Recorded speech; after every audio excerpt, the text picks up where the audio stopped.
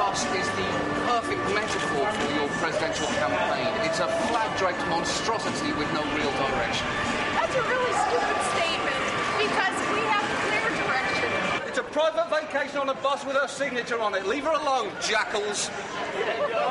Leave her alone. A really stupid statement. How dare she? John Oliver asking a really stupid thing. Impossible. Time for tonight's rewrite. Earlier today, the most recent losing vice presidential candidate who will never be president took her American flag-wrapped bus tour to one of this country's most beloved locations, the Statue of Liberty.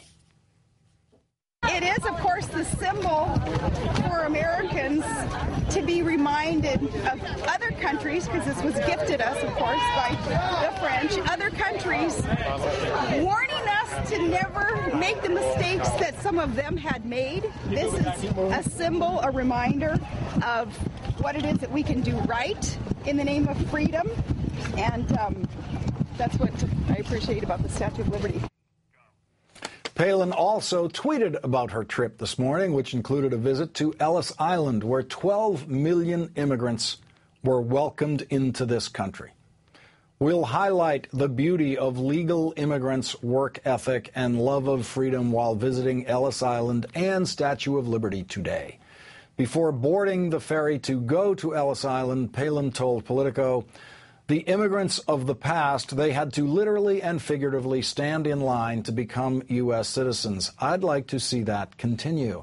And unfortunately, the DREAM Act kind of usurps that, the system that is a legal system, to make sure that immigrants who want to be here legally, working hard, producing and supplying revenue and resources for their families, that they're able to do that right and legally. Unfortunately, the DREAM Act doesn't accomplish that."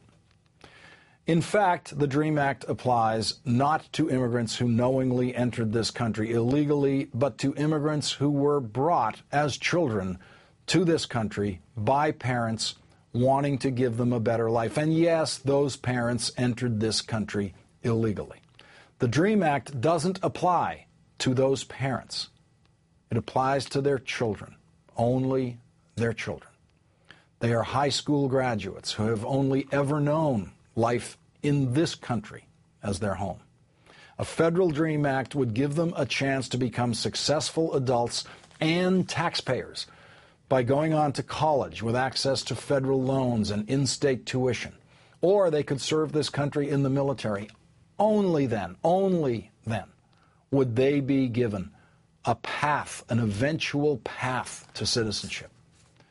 Democrats understand this issue in a way only a diverse political party can. The future of this country is going to be built the way it always has been, by embracing others.